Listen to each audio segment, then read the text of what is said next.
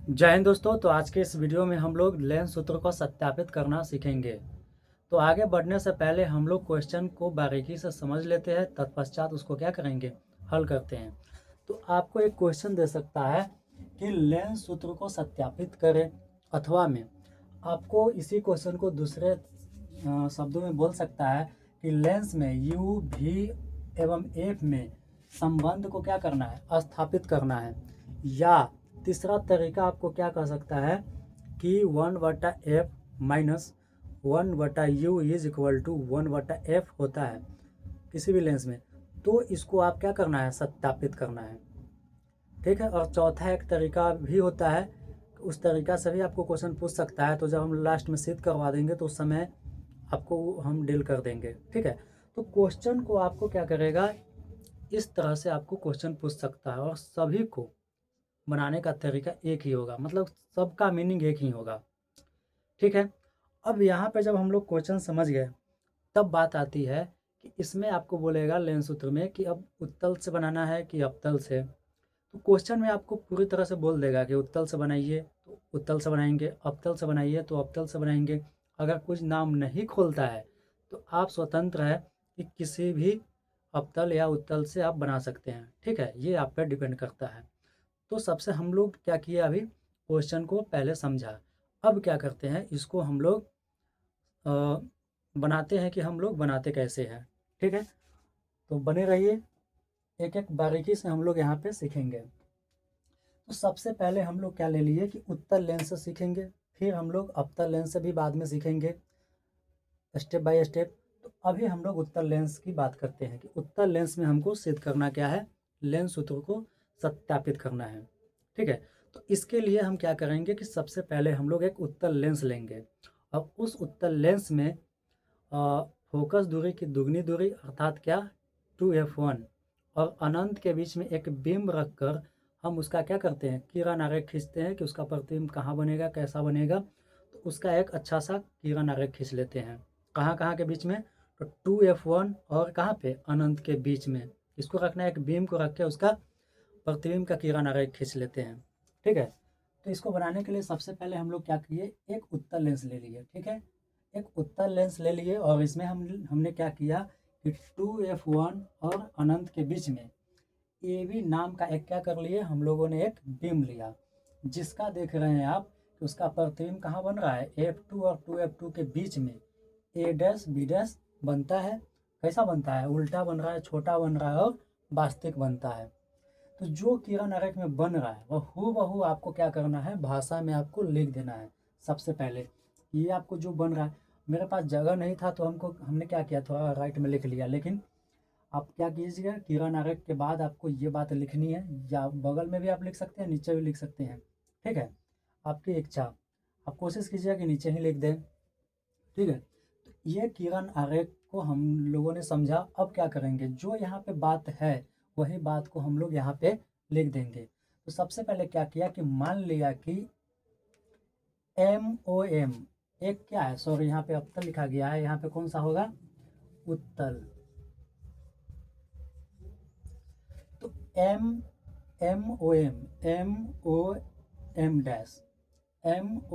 Dash एक क्या है, उत्तल लेंस है, जिसके प्रधान अक्ष पर अनंत एवं 2f के बीच ए भी एक बिंब है। यही तो बात थी। अब क्या करता है, जो बिंब है तो उसका प्रतिबिंब बनेगा, तो जिसका प्रतिबिंब f2 एवं 2f2 के बीच, f2 एवं 2f2 के बीच में बनता है, के बीच उल्टा, छोटा एवं क्या, वास्तविक बनता है। तो जो बात हो रही थी, कुल मिला के हम लोगों ने क्या किया, अभी तक वही बात को लिख दिया। इसके बाद हम लोग क्या करेंगे, इतना के बाद अब हम लोग क्या करने वाले हैं कि इसमें आपको दो त्रिभुज दिख रहा होगा। एक किसके साथ, एक जो है बिंब और एक प्रतिबिंब के साथ दो त्रिभुज बन रहा होगा। एक देखिएगा, ये त्रिभुज दिख रहा है, ABO। एक प्रतिबिंब के साथ आपका दिख रहा है A डैश B डैश, और वो ये वाला त्रिभुज दिख रहा है, जो कि देखिए ये त्रिभुज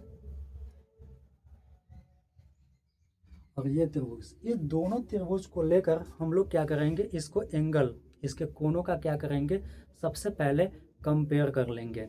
कंपेयर करेंगे तो हमने क्या किया कि अब इसके बाद में हम लोग ने क्या किया कि हमने एक त्रिभुज लिखा। त्रिभुज कौन? ए बी ओ, ये त्रिभुज लिया, एवं त्रिभुज ए dash B dash O, A dash B dash ओ, मतलब ये वाला त्रिभुज लिया।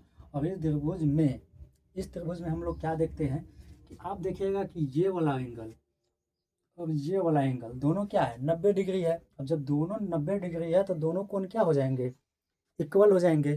तो इस तरह से हम यहाँ लिख सकते हैं कि कोण त्रिभुज ए बी ओ में क्या होगा कि कोण ए बी ओ, मतलब ये वाला कोण ए बी ओ, ये वाला कोण इज इक्वल टू कोण A dash B dash O, A dash B dash O equal होंगे। और क्यों इक्वल होंगे? तो क्योंकि दोनों का मान कितना है? 90 डिग्री है।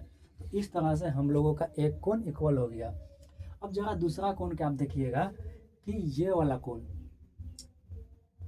एक आगे बढ़ने से पहले बता दूं कि जब कोई दो तिर्यक रेखा एक दूसरे को कट करता है तो उसके आमने सामने का जो कोण होगा उसको सम्मुख कोण कहेंगे। वो जो होगा वैल्यू में क्या होंगे? इक्वल होंगे। ठीक है, ये जो होगा इसके बराबर होगा और ये वाला एंगल इसके बराबर होगा। क्यों? क्योंकि सम्मुख कोण होंगे। तो इसी सिद्धांत पे आप देख रहे हैं कि यहाँ पे एक रेखा ये है और एक रेखा ये है। ठीक है, तो ये दोनों एंगल क्या होंगे? आपस में इक्वल होंगे। और ये एंगल इस त्रिभुज में है और ये एंगल इस त्रिभुज में है। तो जब दोनों त्रिभुज का ये एंगल क्या हो जाएंगे? इक्वल हो जाएंगे। क्यों इक्वल होंगे? क्योंकि दोनों क्या है? सम्मुख कोण है। और इसका एक और नाम होता है शीर्षाभिमुख कोण। तो सम्मुख कोण होने के कारण हम लिख सकते हैं कि दोनों त्रिभुज क्या होंगे? सॉरी, दोनों एंगल इक्वल हो जाएंगे। तो हम इसको लिखेंगे कोण, यहाँ पे देखिएगा कोण ए ओ बी, मतलब ये वाला कोण इज इक्वल टू कोण A dash O B dash, मतलब ये वाला कोण इक्वल हो जाएंगे। और क्यों इक्वल? क्योंकि शीर्षाभिमुख कोण होने के कारण, या इसको आप सम्मुख कोण होने के कारण लिख सकते हैं। अब हम यहाँ पे देख रहे हैं कंपेयर करने पे कि दोनों त्रिभुज में दो कोण क्या हो गए? इक्वल हो गए। तो जैसे ही दो त्रिभुज में दो कोण इक्वल हो जाएंगे तो एक कोण ऊपर में एक नियम है, वो आपको बोलता है कि त्रिभुज आपका क्या हो जाएंगे? समरूप हो जाएंगे। समरूप कहने का मतलब हो जाएगा कि जैसे अभी हम हैं और मेरे ही जैसा हूबदम फोटो कॉपी या लंबा या मेरे से छोटा होगा, उसको क्या कहेंगे? टू कॉपी को ही बोलेंगे समरूप कहेंगे। ठीक है, तो अब जो त्रिभुज क्या हो गए? त्रिभुज हो गए। कोण कैसे हो गए? क्योंकि कोण ऊपर में कहता है कि जैसी दो त्रिभुज का दो कोण क्या होंगे? सेम होंगे, तो त्रिभुज समरूप होंगे। अब त्रिभुज क्या हो गया?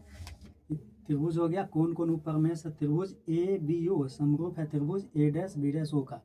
त्रिभुज समरूप हो गए। अब समरूप त्रिभुज का एक खासियत क्या होता है कि उसके संगत भुजाओं का अनुपात क्या होते हैं? समान होते हैं। संगत भुजाओं कहने का अर्थ हो गया कि मान लीजिए कि मेरे संगत भुजा के बाद मान लीजिए कि मेरा ये राइट हैंड, तो मेरा जो टू कॉपी है उसका भी राइट हैंड, उसके राइट हैंड, मेरा राइट हैंड और उसका राइट हैंड का अनुपात, मेरा लेफ्ट हैंड उसके लेफ्ट हैंड का अनुपात, या मेरे मुंडी उसके मुंडी का रेट, मतलब जो मेरा लिया गया है उसका भी वही लेना है।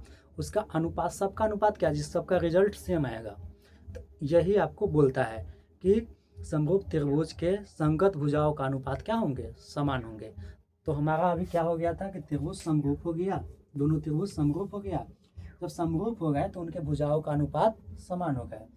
तो अब हम इसका लंब लेंगे, तो इसका लंब और इसका लंब, इसका आधार और इसका आधार, इसका कर्ण और इसका कर्ण सब क्या होंगे?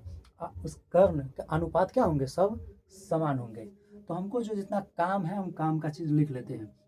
तो फिलहाल मेरा काम का चीज़ है कि इसका लंब और इसका लंब का अनुपात, मतलब ए बी बटा में ए डैश बी डैश, मतलब इज इक्वल टू होगा इसका आधार बी ओ और इसका आधार इस त्रिभुज का B dash O, B O बटा में बी डैश ओ क्या हो जाएंगे? आपस में बराबर हो जाएंगे, इक्वल हो जाएंगे। और इसको हम लोग मान लेंगे समीकरण क्या? 1। तो यहाँ तक मुझे नहीं लगता कि कोई परेशानी हुई होगी। अब क्या करते हैं कि इसी तरह आप देखिएगा, इसी तरह आप एक त्रिभुज और देख रहे होंगे, एक त्रिभुज ओ सी F2, ये वाला त्रिभुज दिख रहा है। और दूसरा त्रिभुज आपको दिख रहा होगा ए डैश बी डैश F2, मतलब ये और ये छोटा वाला दोनों, इस दोनों त्रिभुज को हम क्या करते हैं E90 और यहाँ पे भी क्या होगा 90, तो ये दोनों कोण क्या हो जाएंगे इक्वल हो जाएंगे, और ये कोण ये कोण क्या सम्मुख है, तो फिर ये भी क्या हो जाएंगे इक्वल हो जाएंगे। तो मतलब कि इसमें फिर दो कोण क्या हो गया इक्वल हो गया, तो ये भी त्रिभुज क्या हो जाएंगे समरूप हो जाएंगे। तो इसी तरह हम लिख सकते हैं इसी प्रकार त्रिभुज कौन सा OCF2 मतलब ये वाला त्रिभुज समरूप होंगे त्रिभुज किसका A dash B dash F2, A dash B dash F2, मतलब ये वाला त्रिभुज, ये दोनों त्रिभुज समरूप हो जाएंगे। ठीक है, आप चाहे तो इसको आप दिखा भी सकते हैं, किसको इस एंगल को बराबर करके इसको दिखा सकते हैं, लेकिन हम लोग यहाँ पे काट लिए क्योंकि ये हम लोगों ने पहले यहाँ पे करके देख चुके हैं। ठीक है, तो इसी तरह हम लोग क्या करते हैं कि इसी तरह ये दोनों त्रिभुज क्या हो जाएंगे समरूप हो जाएंगे। जब हमारा त्रिभुज समरूप हो गया एक दफ़ा, तो समरूप त्रिभुज क्या कहता है कि संगत भुजाओं का अनुपात क्या होंगे सेम होंगे। तो संगत भुजाओं, अब इसका लंब और इसका लंब का अनुपात फिर क्या होंगे फिर सेम होंगे। तो इस त्रिभुज में लंब, ये वाला त्रिभुज में OC लंब है, तो OC बटा में इसका लंब क्या है A डैश B डैश, तो OC बटा में A dash B dash is equal to इसका आधार, तो इसका आधार क्या होगा OF2, यही ना यहाँ F2, OF2 बटा में B डैश F2, इसका आधार क्या हो जाएंगे फिर क्या होंगे सेम हो जाएंगे। अब जरा सा थोड़ा गौर से देखिएगा कि OC जो है OC उसकी जितनी हाइट है बीम के हाइट के क्या है इक्वल होंगे। तो OC के बदले में हम AB लिखे तो कोई परेशानी तो होनी नहीं चाहिए, क्योंकि दोनों का हाइट क्या हो जाएंगे सेम हो जाएंगे, जितना AB होगा उतना ही OC होगा। तो हम लोग क्या करेंगे कि OC को AB से रिप्लेस कर सकते हैं, तो OC को हम लिख सकते हैं AB, बाकी सब A डैश B डैश है। ठीक है, OF2 बटा में B डैश F2 समीकरण सेकेंड, और चूंकि हम लिख दिया कि OC को किससे रिप्लेस किया गया AB से, क्यों क्योंकि OC is equal to AB है। तो इस तरह से हम लोगों ने क्या किया कि इसको समीकरण 2 को प्राप्त कर लिया। अब एक दफ़ा जब समीकरण 2 प्राप्त हो गया, तो जरा आप समीकरण 1 और समीकरण 2 को कंपेयर कीजिए। इसका बायां साइड देखिएगा और इसका बायां साइड LHS में LHS का मान सेम है। तो जब LHS का मान दोनों समीकरण का सेम है, तो मुझे RHS सेम करने में क्या परेशानी, RHS भी क्या हो जाएंगे सेम हो जाएंगे, कोई दिक्कत तो दिक्कत यहाँ पे नहीं होनी चाहिए कि जब LHS सेम है तो हम RHS भी सेम लिख सकते हैं। तो हम यहाँ पे लिखेंगे कि समीकरण 1 और 2 से, समीकरण 1 2 से हम लिखेंगे कि BO बटा में B डैश O, BO बटा में B dash O is equal to OF2 बटा में B डैश F2 हो गया, इक्वल हो गया। अब यहाँ पे जब एक दफ़ा इक्वल हो गया, तो अब इससे हम आगे कैसे अब बढ़ेंगे। तो मुझे जहाँ तक लगता है कि यहाँ तक आप लोगों का एकदम कंसेप्ट क्लियर है। अब आगे हम लोग क्या करेंगे, तो ज़रा आप देखिएगा यहाँ पे कि BO, और इसमें अब हम लोगों को निर्देशांक चिन्ह परिपाटी को जानना, मतलब कि निर्देशांक चिन्ह परिपाटी हम लोग ऑलरेडी पढ़ रखे हैं। तो ये अब निर्देशांक चिन्ह परिपाटी आएगी इसमें, क्योंकि हम निर्देशांक चिन्ह परिपाटी बोलता है कि सारा डिस्टेंस जो होगा प्रकाशीय केंद्र अर्थात लेंस के O से नापे जाएंगे। तो हम लोग जरा चेक करते हैं कि सारा दूरी लेंस से है या नहीं, अगर नहीं है तो हम लोग उसको कन्वर्ट करेंगे। कैसे, तो आप देखिएगा यहाँ पे BO, ये हो गया BO, तो लेंस से, ठीक है लेंस से दूरी ही तो है, किसका दूरी है बिंब का दूरी है, तो इसको ये हो गया B डैश O, हाँ ठीक है, ये भी लेंस से दूरी है, और किसका दूरी है प्रतिबिंब का। ठीक है, उसके बाद OF2 ये भी ठीक है लेंस से दूरी है, क्या है फोकस दूरी ही तो है। और B डैश F2, कौन सा B डैश F2, ये दूरी बोल रहा है। अब ये दूरी हम लोग कैसे निकालेंगे, हमें तो पता है कि जितना भी दूरियाँ मापते हैं कहाँ से मापते हैं, हम लोग मापते कहाँ से है प्रकाशीय केंद्र से मापते हैं। तो इसको हम कैसे निकालेंगे, तो इसको निकालने के लिए हम क्या करेंगे, यहाँ से इस टोटल में से मतलब बी डैश ओ में से अगर हम घटा दें किसको, ओ एफ टू को, ओ एफ टू को घटा दें तो बचेगा क्या, बी डैश एफ। टोटल में से अगर हम इसको घटा दें तो यही तो बचेगा। तो हम बी डैश मतलब बी डैश एफ के जगह पे B dash O minus O F two लिख सकते हैं, एकदम लिख सकते हैं, यहाँ तक परेशानी नहीं होनी चाहिए। तो हमने क्या किया कि बाकी जो प्रकाशीय केंद्र से डिस्टेंस था उसको मैंने एज इट इज लिख दिया, बाकी जो नहीं था उसको हम लोग क्या कर लिए, प्राप्त कर लिए। तो हम बी ओ को बी ओ लिख दिए, बटा में बी डैश ओ को बी डैश ओ लिख दिए, ओ एफ टू को ओ एफ टू लिख दिया, और इसमें परेशानी था तो इसको क्या कर दिए, इसके जगह पे हम लिख सकते हैं कि टोटल में से इसको घटा देंगे तो बी एफ टू हो जाएगा। तो यहाँ पे हम लिख सकते हैं कि बी डैश एफ टू की जगह पे B dash O minus O F two, B dash O minus O F two. यहाँ तक किसी को परेशानी अब नहीं होनी चाहिए, ठीक है। अब लगता है कि यहाँ तक आप लोगों का क्लियर है, तो थोड़ा हम इसको मिटा के अब आगे बनाते हैं, ठीक है। तो चलिए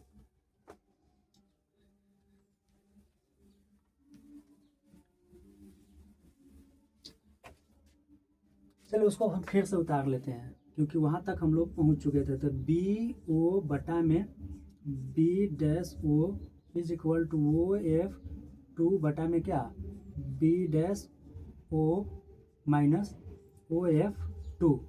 अब इसको कैसे करेंगे, तो आप अब देखिएगा कि बी ओ मतलब कि लेंस से किसका, बी ओ क्या है, लेंस से बिंब का दूरी है, और लेंस से बिंब को दूरी के दर्शाते किससे है, यू से।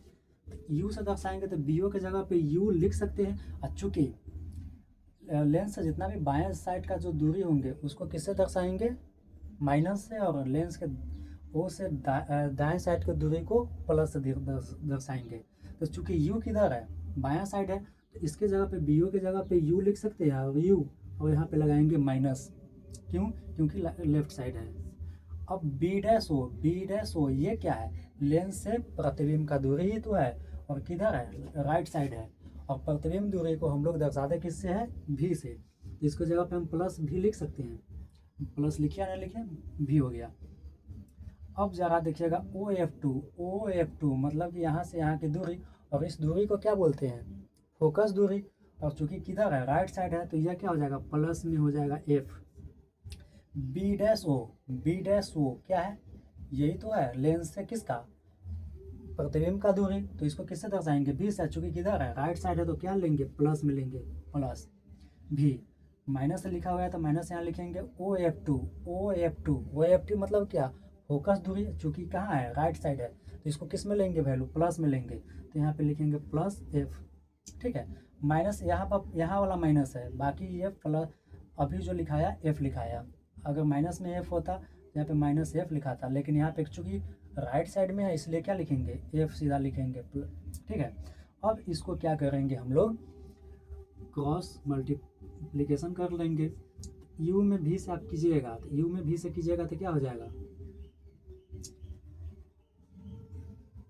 यू भी होगा माइनस, यहाँ प्लस है तो माइनस यू भी, यहाँ माइनस यहाँ प्लस है तो क्या हो जाएगा, प्लस, यहाँ माइनस है यहाँ भी माइनस है, तो मल्टीप्लाई जब होगा तो क्या होगा, प्लस हो जाएगा। और यू में एफ से होगा तो क्या हो जाएगा, U F is equal to, भी में एफ से होगा तो क्या हो जाएगा, भी एफ।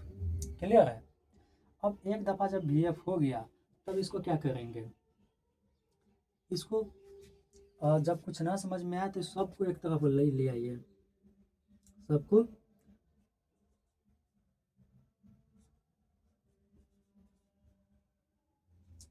भी एफ बराबर आप क्या लिख सकते हैं, 0।